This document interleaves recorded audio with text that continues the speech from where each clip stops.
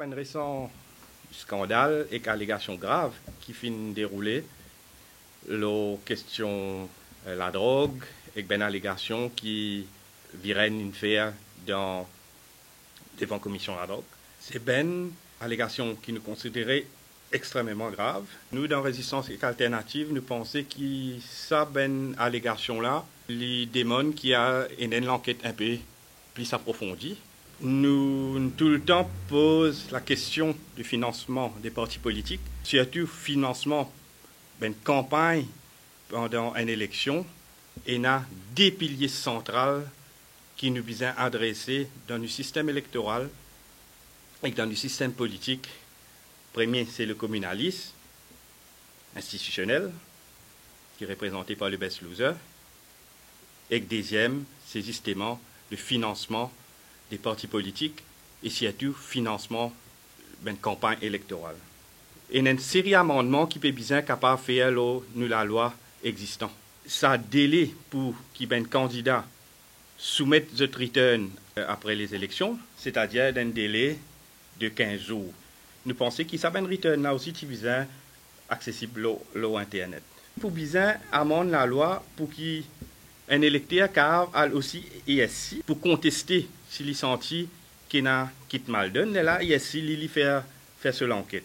Nous ne pouvons dire qu'il n'est pas juste le candidat qui peut bien mettre une déclaration de dépenses, mais le parti lié. Nous disons qu'il peut bien rendre illégal toute forme de financement à un parti politique, que ce soit à un parti pendant les élections ou même après, rendre ça illégal.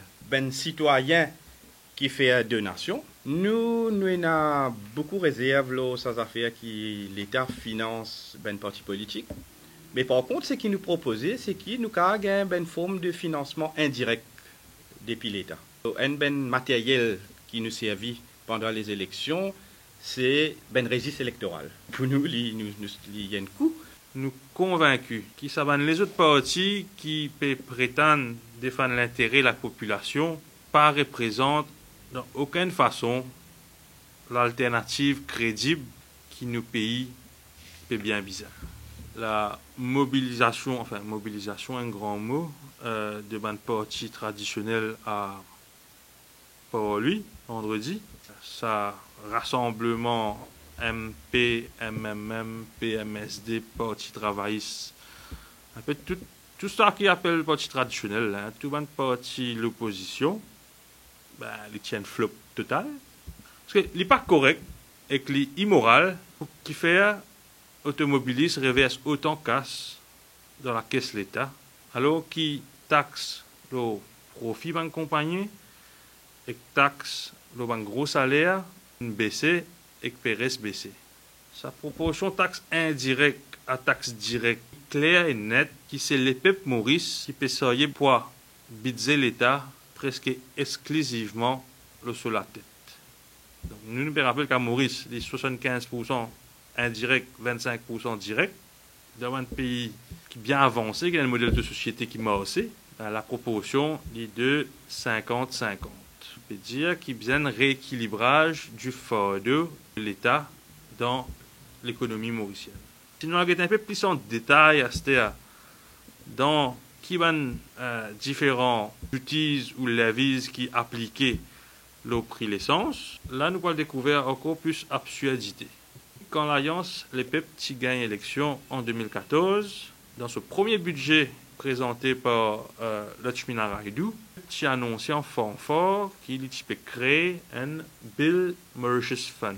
Il ajoute un prélèvement additionnel de 3 roupies par litre d'essence. À ce là dans le dernier budget présenté par Pravin Jagnnath, Bill Mauritius Fund est annulé.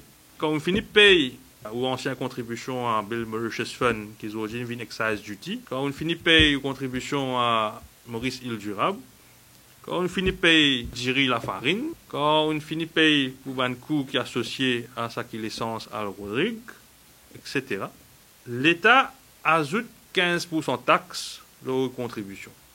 C'est-à-dire, VAT, pas payer juste le prix de l'essence, il y a un engagement qui Résistance et Alternative peut prendre. La loi pour exempter un duty qui automobiliste payé depuis VAT.